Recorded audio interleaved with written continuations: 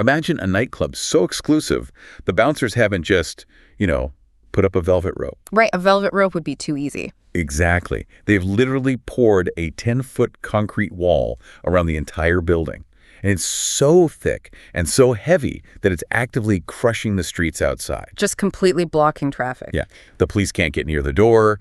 The fire department can't get in. Right. And that is exactly what pancreatic cancer does inside your body. Yeah. It is arguably the most fortified, heavily guarded environment in human biology. It really is. And that physical fortification is it's the primary reason pancreatic ductal adenocarcinoma, or PDAC, is so incredibly difficult to treat. PDAC, right. Yeah, the tumor basically hijacks local cells, specifically these things called cancer-associated fibroblasts. We call them cCAFs, and it turns them into those aggressive bouncers you mentioned. So the tumor is like a mob boss recruiting the locals. Exactly. And these recruited cells, these cGAS, they constantly pump out collagen and fibrotic tissue. They literally build a rigid barrier that we call a desmoplastic stroma. The desmoplastic stroma. So we have all these amazing, highly engineered chemotherapy drugs and immunotherapies floating through the bloodstream. But they just bounce right off that wall. Right. Yeah. Because the local blood vessels are squished flat by the physical pressure of the tumor, which, that cuts off the oxygen supply, right? It creates this massive dead zone, a severely hypoxic environment. Yeah. So no oxygen, no blood flow, and definitely no immune access. But today, we're doing a deep dive into a really profound workaround. We're unpacking a 2026 paper from Cell Reports Medicine by Kwa and colleagues. Yeah, the Kwa et al. Paper. It's fascinating. It's mind-blowing. Because they haven't just designed a new drug. They've engineered a highly sophisticated light-activated nanoparticle system. It's called the Ce6 D4-EV. Quite a mouthful, but the engineering is genius. To borrow the analogy, they basically figured out how to build a microscopic Trojan horse. One that not only sneaks past the bouncers, but gets inside, melts the concrete from within, and then, brainwashes the guards into calling the police. That's a really accurate way to describe the mechanism, actually. Okay, so if I'm trying to engineer a Trojan horse to infiltrate a hidden bunker, my very first problem is just finding the bunker. The navigation problem, right. Because the body is massive. How does this system know where to drop its payload without accidentally hitting healthy tissue? Do these tumors broadcast some kind of signal? They do, yeah. But finding a universal signal has been a massive challenge in oncology. Historically, researchers have aimed at blood vessel growth factors. Like VEGF-A, right? That's a big one. Exactly. VEGF-A is a classic target. But if you look at the pan-cancer genetic data, VEGF-A is only significantly overproduced in about 4 types of cancer. Oh, well, only 4. Yeah. So Kwan and the team went looking for a wider net. They needed a better beacon, and they zeroed in on a protein called Midkine. Midkine. Okay, so MDK. Why does that make a better homing beacon? Because of its sheer prevalence, and crucially, its location. Midkine is massively overexpressed in 22 different tumor types. 22, that's huge. Right. But more importantly, the malignant cancer cells don't just hold on to it inside the cell. They actively secrete it out into the surrounding extracellular space. So it's basically swimming around right outside the clip. Waiting in the VIP line, yeah. Because it's pumped out into the tumor microenvironment, it acts as this massive, highly visible target for any drug delivery system. Okay, so we see the Midkine beacon. We have our target. But we still need a vehicle to get there. The Trojan horse itself? Right. And one of the biggest hurdles in medicine is that the human immune system is incredibly good at hunting down foreign objects. If you inject a synthetic nanobot into the blood, the liver is just going to filter it right out, isn't it? It will. The immune system will clear it almost immediately. So to get around that, the researchers bypass synthetic materials entirely. They turn to biology's own delivery fleet. Which is? Extracellular vesicles, or EVs. Okay, EVs. Break that down for us. Think of these as tiny natural lipid bubbles. They are incredibly small, measuring just 100 to 120 nanometers across. And because they are naturally produced by cells, they have this phospholipid bilayer. They wear a sort of biological camouflage. So the immune system just ignores them? Pretty much. They have very low toxicity, and they can slip through the bloodstream without triggering an immune panic. In this case, the team used human embryonic kidney cells, HEK293 cells, because they're notoriously easy to grow and manipulate. Okay, but a natural lipid bubble from a kidney cell floating through the blood doesn't inherently know how to find a Midkine protein in the pancreas. It's just a bubble. And that is exactly where the genetic engineering comes into play. Yeah. The team took those HEK293 cells and genetically reprogrammed them. Like inserted new DNA. Yes. They inserted instructions telling these cells to manufacture EVs that feature highly specialized structural proteins sticking out of their outer membrane. These are called D4 nanobodies. Nanobodies. So it's like we're taking this invisible biological bubble and covering it in microscopic grappling hooks. That's a perfect way to visualize it. These D4 nanobodies are incredibly small, highly specific proteins designed with one singular purpose: to physically latch onto Midkine. Just Midkine. Only Midkine. And through rigorous analysis, the team confirmed that each engineered EV bristled with about 78 copies of this D4 grappling hook. I love how precise that is. Not 80, not 70. Yeah. 78 tiny hooks. Biology loves precision. But does it actually work in a living, breathing organism? Because a petri dish is one thing, but a mammal's circulatory system is a chaotic river. It is. But they proved it beautifully using in vivo imaging. They loaded these engineered EVs with a fluorescent dye, ICG dye, and injected them into mice that had actual KPC pancreatic tumors. And what happened? When they scanned the mice, the EVs had absolute tunnel vision. They completely swarmed the pancreatic tumor, accumulating right where the Midkine was concentrated. Wow. But to prove it wasn't a fluke, they ran a control test using MDK knockout mice. Oh, wait. MDK knockout. Meaning these mice had tumors, but they were genetically altered so their tumors could not produce the Midkine beacon. Exactly. Take away the beacon and see what the grappling hooks do. Let me guess. They just got completely lost. Completely ignored the tumor. The EVs just circulated until they were quietly processed through the liver, which is the body's natural waste disposal system. That's incredible. It proved definitively that the targeting system is flawless. No Midkine, no accumulation. Okay, let's unpack this for a second, because we're at the 5-minute mark of this deep dive. Let's make sure we're wrapping our heads around the physical reality of this. Let's do it. We are looking at a fortified concrete bunker of a tumor. To get close to it, we've essentially grown these natural, invisible, microscopic bubbles. And we've genetically studied them with 78 tiny grappling hooks that blindly lock onto Midkine, which is swimming around the outside of 22 different types of cancer. That's the setup, yes. So to you, the listener, picture yourself in the lab.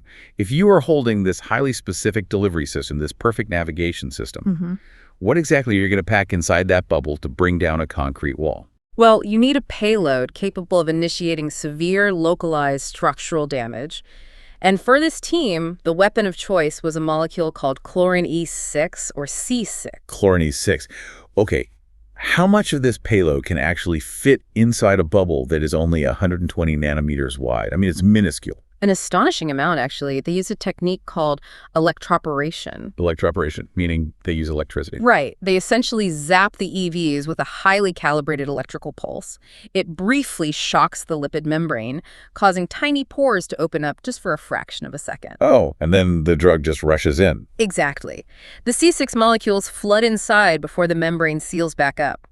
Using this method, they managed to cram roughly 3.05 million C6 molecules into a single microscopic EV. Over 3 million molecules packed into one bubble. That is some serious cargo capacity. It is. But wait, this isn't traditional chemotherapy, is it? I mean, if this bubble accidentally bursts in the bloodstream, doesn't it just poison everything it touches? Not at all. And that's the beauty of it.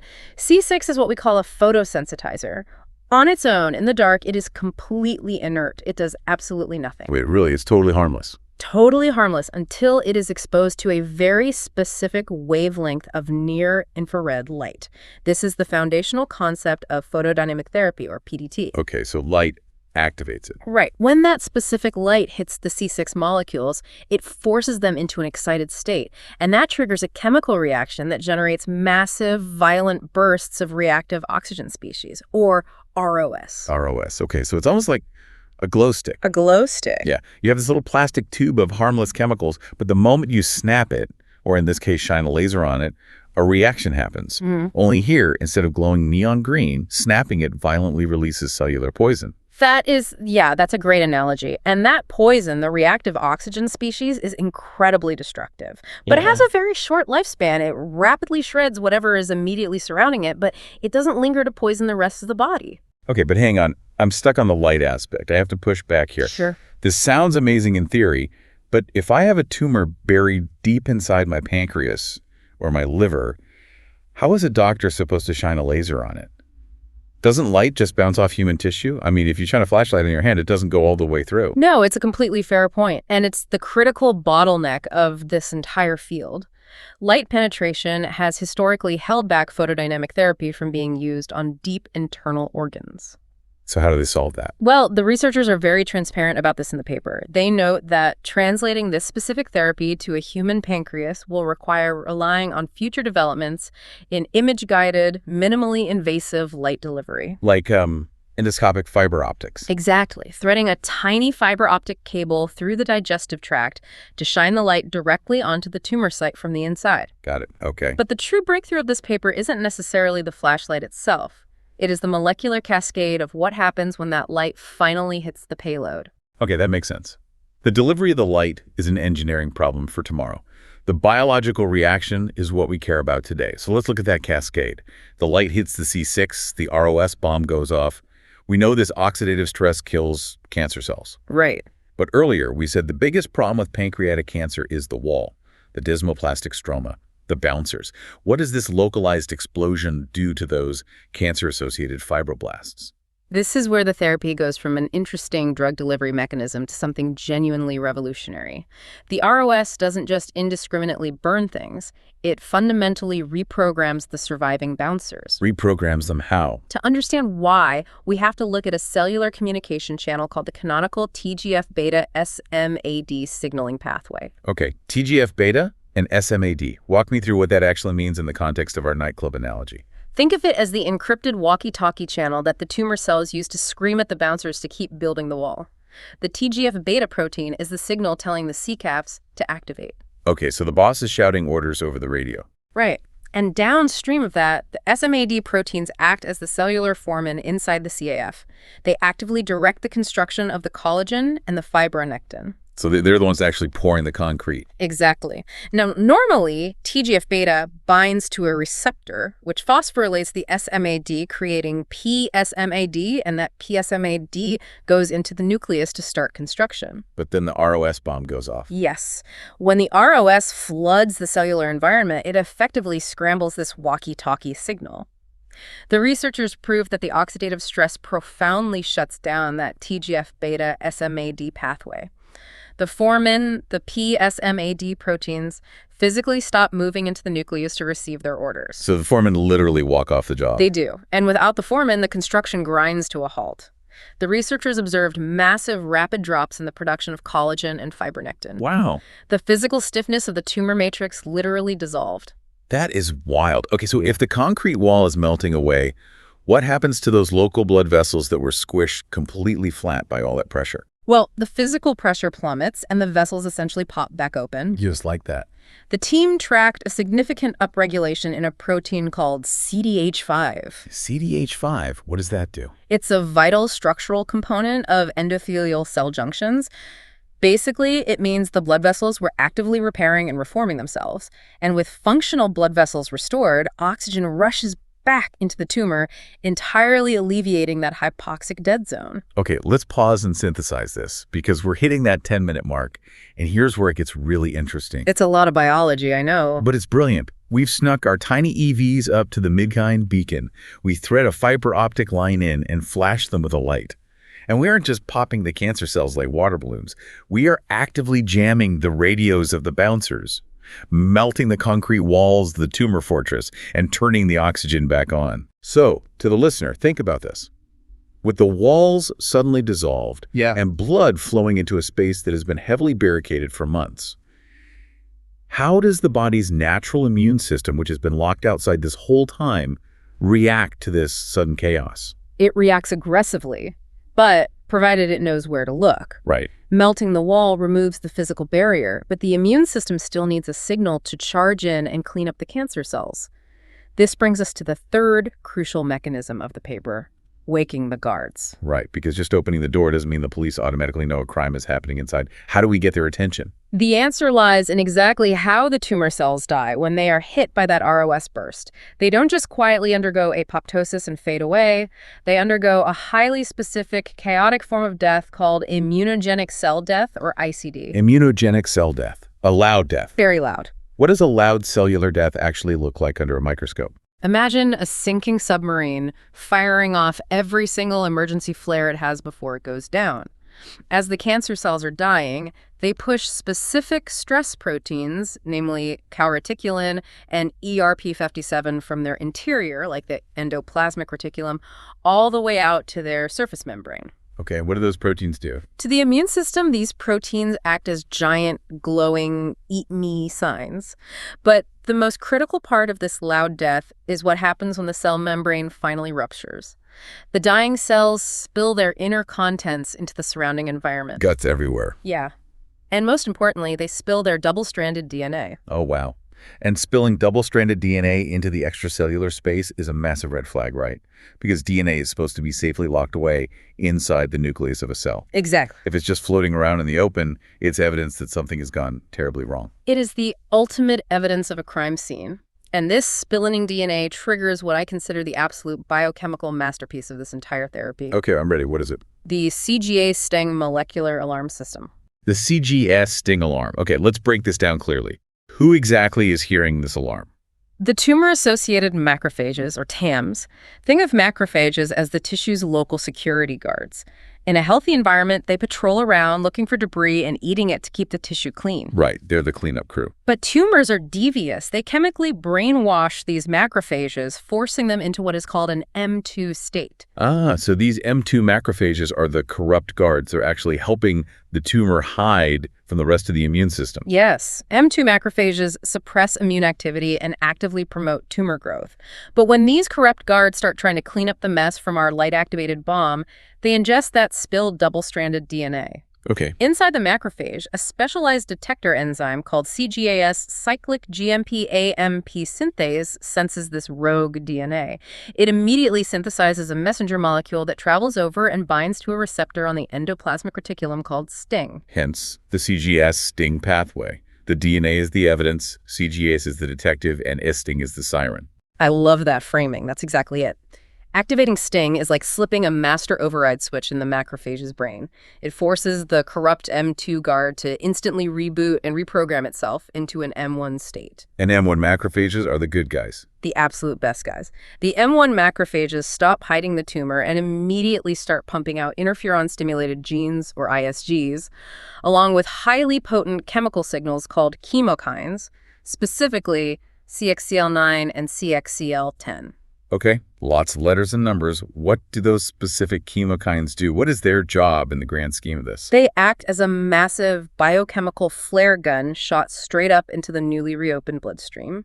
They broadcast a signal that calls in the heavy cavalry. Who is a heavy cal? The cytotoxic T cells and the dendritic cells. The immune system is finally alerted, and because of the wall melting earlier, it has an open road right into the heart of the tumor. Now, I have to play devil's advocate for a second here. Please do. Biology is incredibly messy and noisy, especially inside a dying tumor. You've got inflammation everywhere, cells rupturing left and right. How can the researchers say with certainty that it is specifically this S-STING pathway doing the heavy lifting? That's a great question. Like, could it just be general localized inflammation calling in those T cells? It is the hallmark of rigorous science that they anticipated that exact skepticism. They didn't just assume it was S. They systematically proved it by taking the system apart. How so? First, they used S-STING knockout mice. These are mice genetically engineered to physically lack the STING pathway entirely. What happened when they treated them with the Trojan horse? The therapy's effectiveness plummeted.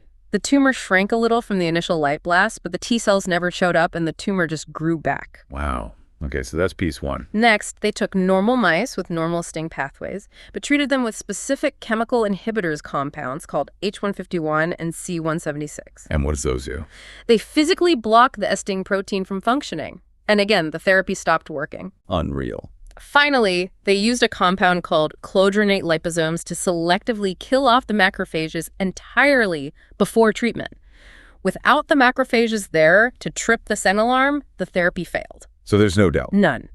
The STING pathway isn't just a side effect of the damage. It is the absolute non-negotiable linchpin of the body's immune response here. Okay, let's take a breath and recap where we are, because we're at about 15 minutes and we've built an incredible narrative. It really is a masterpiece of a paper. So we sneak our Trojan horse in using those Midkine hooks. Wow. We flash the light. The concrete walls melt because the cellular form and walk off the job. But the true magic is that the dying cancer cells spill their DNA, which trips a molecular burglar alarm, a sting, inside the corrupt macrophages. Right. This reboots them back into good guys, and they call in the T-cell, immune cavalry, through the freshly opened blood vessels. Which perfectly sets the stage for the final piece of the puzzle, the ultimate combo. The ultimate combo. I like the sound of that. Because, as brilliant as this entire Trojan horse sequence is, the researchers realized that everything we just talked about, breaking the walls, waking the guards, opening the blood vessels, is technically just setting the stage for the grand finale. Right. They've effectively unarmored the tumor, which means, Right. wait, all those standard existing clinical therapies that used to bounce off the concrete wall should suddenly work, right? Exponentially better. Because the physical fortress is down and the immune system is primed and screaming at the T cells to attack, adding standard drugs to this light therapy produced mind-blowing synergy. Give me the numbers. What exactly did they test this alongside? They started with a classic, gemcitabine. It's a standard chemotherapy often used for pancreatic cancer. In their mouse model, they used a dose of gemcitabine so low that on its own, it did absolutely nothing to slow the cancer. Basically useless on its own. Right. But when they gave that same uselessly low dose immediately after administering the Ce6 D4-EV light therapy, the mice achieved sustained tumor suppression and massively prolonged survival. Because the chemotherapy could finally reach the cells. The wall was gone. Exactly. But it gets better. What about immunotherapy? Oh, pancreatic cancer famously ignores modern immunotherapy because the immune cells can't get inside. Not anymore. When they combine the Trojan horse therapy with anti-PD-1 or anti-CD47 checkpoint inhibitors, the tumors virtually stopped growing. That is massive. But perhaps the most exciting combination they tested was with adoptive T-cell therapy. Okay, just so we were all on the same page, adoptive T-cell therapy is where you extract a patient's immune cells, grow millions of highly aggressive cancer-killing T-cells in a lab, and then inject them directly back into the patient, right? Yes. And usually in solid tumors like PDA, those injected super soldiers just bounce off the desmoplastic stroma. They circulate in the blood, but they can't get inside the tumor tissue. Because of the pressure and the walls. Right. But in this study, the researchers injected OT1-specific T cells. Because the light therapy had forced the blood vessels to reopen and remodel, those new vessels started expressing high levels of adhesion molecules, specifically ICAM1 and VSAM1. Adhesion molecules. So it's basically like lining the blood vessels with biological Velcro. That is exactly what it is. The new blood vessels had Velcro on their interior walls, which allowed the injected T cells to stick to the vessel wall, slow down, slip through the cellular gaps, and absolutely swarm the interior of the tumor. That is so cool. The survival curves for the mice in this combo group were phenomenal. And this wasn't just a one-off fluke for pancreatic cancer, right? Yeah. Because earlier you said they targeted Midkine, which is in 22 cancers. So they could test this on other models. They tested it across the board to prove its versatility. They applied it to the highly fibrotic 4T1 breast cancer model, combining it with the drug paclitaxel. Massive synergistic efficacy. They tested it in the HEPA-16 liver cancer model, combined with anti-PD-1 immunotherapy. It achieved long-term tumor control. Unbelievable. The takeaway is profound.